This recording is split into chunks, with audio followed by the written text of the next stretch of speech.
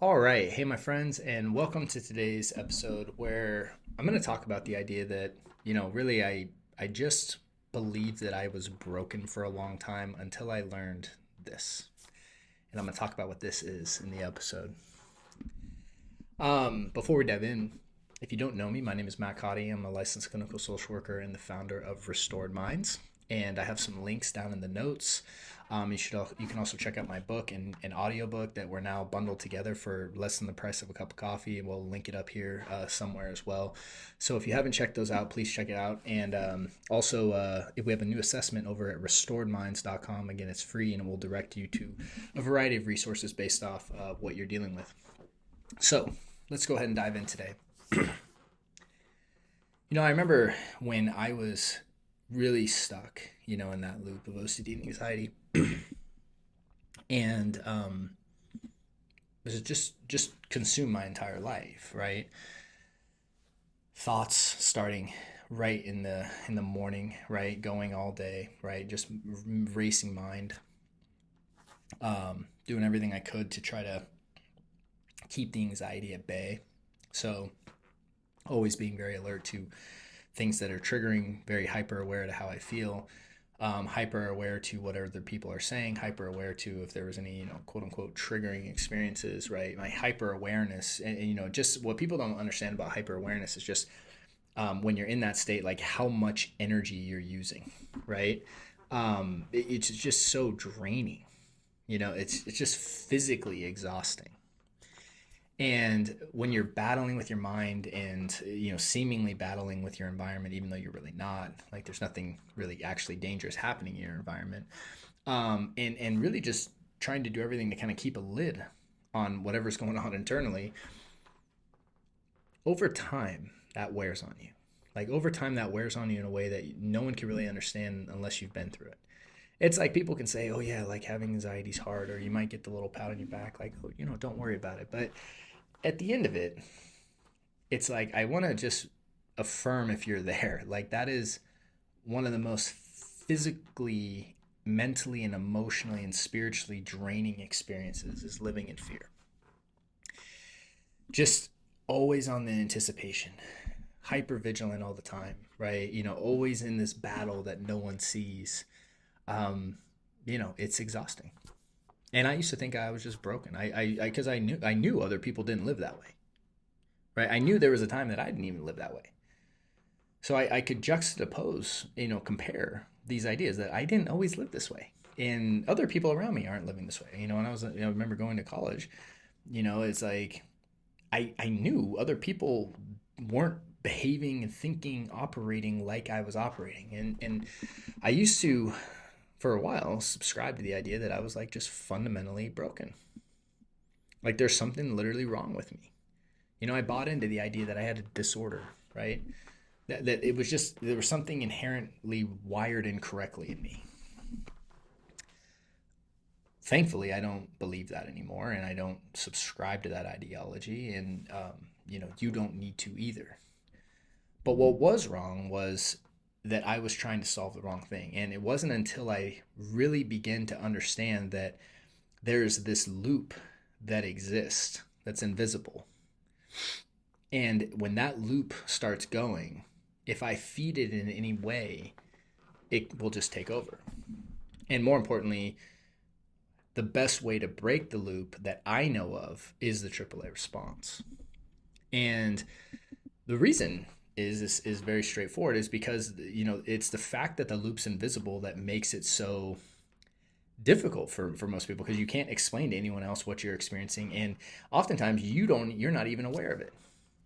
You're so convinced that whatever the theme is, or whatever the thought is, or the idea, or the external thing that you think you need to figure out or solve or resolve, that is the issue, because the loop by its very nature projects fear onto something external to keep you unaware of it.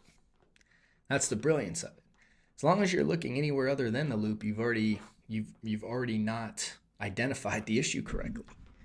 And when someone's spiraling, I made an episode about this recently. It's like if they don't understand that the issue is that they're spiraling, not what they're spiraling about, that's what keeps them going. And the same thing here is like the issue is the loop. And it wasn't until that I figured out I was stuck in a loop that I was able to let go of this idea that I was broken. And the reason that I was stuck in the loop was was merely out of naivete or just unknowing. I didn't know any better. So I was trying to solve all the wrong things. I was putting all this effort and energy into all the things that were inadvertently keeping me stuck. And it's real deflating to hear that, but it also, there's a certain level of liberation because then you start to understand like maybe I can work at this differently. And what happens is the more and more you confront and release fear from your system, right? As a, from like your state of consciousness, and you move into higher states, you start to realize that like, no, you're not broken. You're not flawed. Like this is what happens. This is the experience when you're stuck in these lower states. And transcending these lower states has to be your top priority. See, one of the things that I see people, get stuck in a lot of times is they deprioritize this. They wait. They convince themselves that it's like I'm going to wait for something that's not taking place right now to happen before I'm going to make this a priority. Whatever that is. And not realizing that like when you're living in that fear and that stress and that state of like just ongoing hypervigilance, like the damage that creates indirectly, not just to yourself, but all the other aspects of your life, whether you're not taking on opportunities, you're not even able to see the opportunities for what they really are. The relationship toll, isolating yourself. I mean, the way that it impacts you is really limitless. And so when you convince yourself oftentimes that, hey, I need to wait for X, Y, and Z to happen before I'm going to address this, whatever that is for you, that is you still being afraid of doing the work, but justifying not doing it as to something outside of yourself, right? And the interesting thing is if you're in this state of fear, that thing that you think you're waiting to change is probably never going to actually change. And if it does, you'll come up with another reason at that time. Because the avoidance of confronting the loop really just comes back down to fear. And what has to happen is you have to be more afraid at some point of not living how you really want to live than living in discomfort. Like, I think that's the scale that needs to tip for most people. It has to be like, I'm more afraid of the trajectory of my life going the way that it's going or getting worse than confronting the things that I'm afraid of.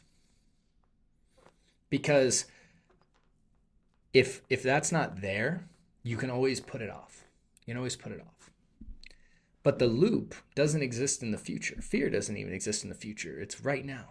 It's happening right now. That's where it is. And what your job to overcome it needs to be is to say, look, number one, we have to let go of this idea that I'm a broken individual, that I'm flawed, that something's wrong with me or any of that. We have to first adopt the idea that I have the capacity to heal, to be restored, right? That is inherent. And you may not believe that. Other people may not believe that, but I sure do, right? I know I can give lived experience, and I've watched many other people do this as well. When it comes to fear, fear is an emotion. It's an energy state. It's very low. It's very powerful and magnetic, but it is just that. It's an energy state. And to transcend it, there are skill sets you can learn to do so. And it's not something that only certain people can do, in my opinion. There's people that won't do it, and there's people that will do it. Now that's when it comes. But the idea of like can't, I don't believe that. So when it came to me recovering, I needed to let go of the idea that I was a broken individual. I said, no, I'm not going to subscribe to that. I just don't understand this well. I don't know what to do. I'm going to learn that and I'm going to master it. And I'm going to dedicate as much time, resources, energy until that happens.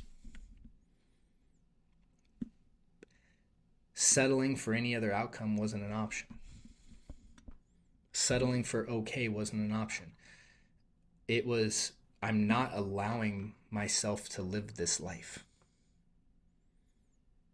That's like, I'm going to decide the kind of life that I want to live. I'm not letting fear dictate that anymore. And for me, that inner working, I think, is what took place to ultimately do whatever needed to be done, to transcend fear, to, again, do the work to find the people I needed to find, to, go through whatever I needed to go through. It didn't, that all that was secondary. The first thing that needs to happen is you need to let go of the idea that you're broken, and then understand that the problem you're attempting to solve is the loop, and then getting the people, the resources, everything you can to help you master and implement that to the point where you get the transformation that you want. Everything else is just conversation. And it's ultimately up to you to decide this. There's anyone outside of you, me, anyone, like no one can make you want to do this for yourself. It's like you have to sit there today or tomorrow or in 3 years, whenever it is for you, right? You're going to ultimately have to come to that place in order to get better. I hope it's the sooner rather than later. I really do. But ultimately there's nothing and no one outside of you that can do this for you. The reason that you rely on people outside of you is to learn skills that you don't know, and that helps accelerate the time, and to get the accountability, guidance, and nuanced implementation that you just don't know. No one heals you from outside. I tell this to my clients all the time. Like, I don't heal people. I'm not a healer or, anything like that. I guide people on mastering a skill set to heal themselves. And I think it's so important that you understand that, because if you feel broken today, understand that that's just a feeling. That's just where you are currently, but that's not the end, and does not need to be the final chapter of your story. So hope this was helpful, and I hope this provided, some insight or, big picture more on recovery. And with that, I wish you a great day and a great week, and I look forward to seeing you on the next episode. Hey there, thanks so much for watching that episode.